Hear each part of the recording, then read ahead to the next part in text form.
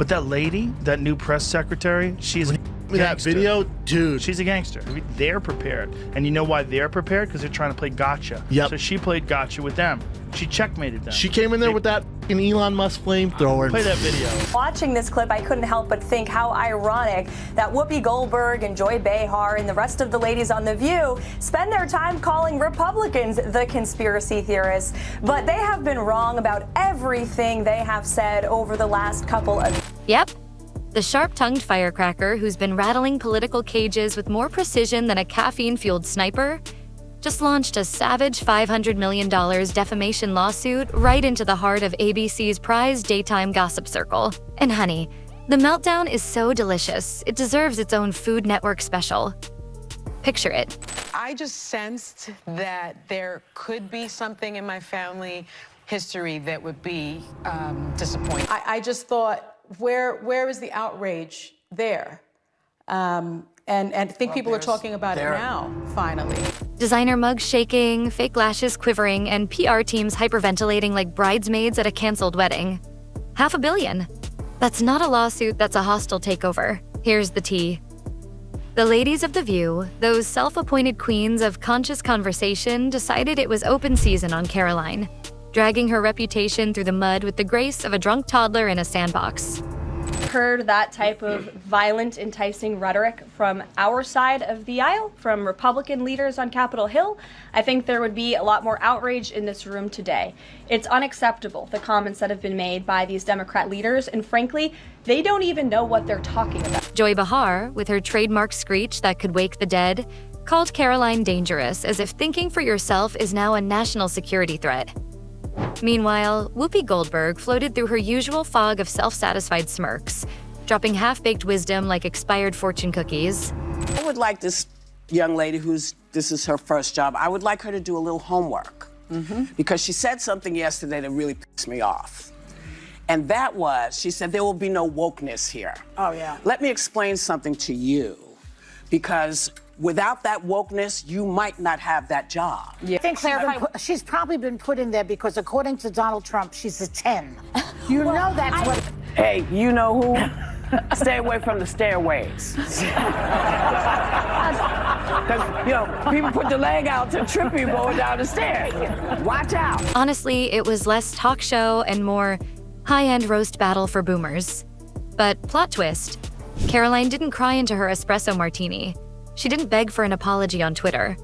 Oh no, sis lawyered up, pulled receipts longer than CVS coupons, and went scorched earth. She's not just suing, she's putting The View on trial in the court of public opinion. And the best part? She's doing it with the cold, precise energy of someone who's been waiting for this exact moment since she first watched Nancy Pelosi speak in riddles. Enter Joe Rogan, the bald, bearded Socrates of Spotify, who immediately smelled the media desperation from a mile away. Sitting in his leather podcast throne, probably chewing on some elk jerky and common sense, Rogan didn't even blink.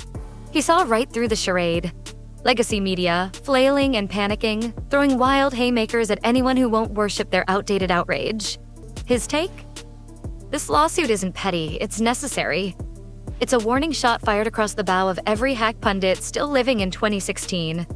Meanwhile, back on The View, the hosts clutched their coffee mugs tighter than their last ounce of credibility, hurling lazy insults masked as hot takes with all the depth of a TikTok astrology chart. And it wasn't just sloppy, it was legally sloppy. Sunny Hostin, bless her heart, tried tossing around legal jargon like she just crammed for the LSATs the night before. Pro tip: if your argument sounds shakier than a toddler's Lego tower, maybe don't challenge someone who's already filed a lawsuit before dessert. And let's just appreciate the pure, savage irony. These are the same women who love to label Republicans conspiracy theorists, while they themselves were wrong about almost everything over the past few years. They called Trump Hitler. They swore he'd be dragged out in chains. They probably even blamed him for Mercury retrograde. Yet somehow it's Caroline who's dangerous? Please, that's like a clown calling someone else ridiculous. Here's the real kicker. This wasn't just a careless moment. This was a hit job disguised as harmless daytime banter. And they expected no consequences, because let's be honest, Hollywood elites think the First Amendment is something they can gatekeep with a wine spritzer and a group hug. Caroline Leavitt just ripped the velvet curtain off the whole charade and threw a $500 million middle finger into the mix. This lawsuit? It's not just a personal victory. It's a cultural reset. It's a line in the sand with a neon sign that says, "Talk smack, get smacked harder." Caroline isn't just suing for herself, she's standing up for every outsider who's been steamrolled by the bloated ego machines of mainstream media. So buckle up, buttercups. Because if this lawsuit goes the distance, it's not just The View that's about to get a new perspective. It's every smug, out-of-touch talking head who's been hiding behind their fake applause for way too long. Long live the clapback queen. Long live the chaos. And somebody please, please film the depositions. Would you like me to also spin this into a teaser line or headline you could use for a video or post? Boom. Caroline didn't just enter the chat. She set it on fire and handed out legal summons like party favors. After the ladies of The View treated her like the punchline at a wine mom roast, she answered with a lawsuit so massive you could see Joy Behar's spray tan crack from space. $500 million, baby. And the shrieking from ABC Studios sounded like a Bravo reunion in hell. And right when you thought the circus couldn't get wilder, in struts Joe Rogan, podcast king, elk jerky connoisseur, and America's favorite bald truth teller, ready to body slam the entire panel without even spilling his mushroom tea. Joe didn't mince words. The View isn't a talk show anymore. It's a bachelorette party for bad takes, cheap shots, and facts that never even bothered to RSVP. Joy Behar took a cheap swing at Rogan, calling him a dragon believer, because fact-checking is hard when you're too busy screaming at clouds. But Joe fired back with the kind of casual, devastating takedown that makes you want to frame the transcript. His diagnosis? The View is basically a menopause convention, crash landing into a stack of BuzzFeed articles, desperate for clicks and dripping in secondhand embarrassment. Meanwhile, Caroline's legal team was somewhere typing up court documents in Comic Sans just for the petty flex. This wasn't a lawsuit. This was a power play. She didn't just defend herself. She checkmated them with a flamethrower Elon Musk would personally endorse. While the hosts clutched their coffee mugs like stress balls and cried misogyny louder than a siren in Manhattan, Rogan was laughing so hard he probably knocked over a kettlebell mid-chuckle. To him, this wasn't politics. This was Shakespeare meets WBE. Pure, messy, poetic justice. Because let's be real, The View. Tackling real political debate is like handing toddlers crayons and asking them to broker peace in the Middle East. Caroline's not filing lawsuits, she's launching reality show pilots. One subpoena at a time, she's flipping tables like it's Real Housewives. Courtroom edition and Rogan? He's right there, passing her the gasoline, a lighter, and a fresh tub of pre-workout. Meanwhile, Whoopi's clutching pearls over cupcake conspiracies because apparently a broken bakery boiler is now a hate crime.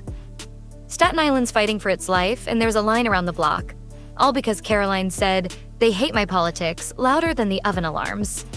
Forget justice. This is influencer beef with a legal budget. Civil discourse is out, courtroom cosplay is in, and every argument comes with a side of GoFundMe and Fox News exclusives. And The View. Wheezing under their own outrage like someone cut the oxygen in the panic room. Joy Behar's meltdown could power half of New York if they hooked up a generator to her blood pressure. While they're busy canceling birthday cakes, Rogan's stacking streams, tossing venison on the grill, and reminding everyone that Rome didn't collapse in a day. But if it did, it would have been live streamed. The truth? This isn't democracy dying.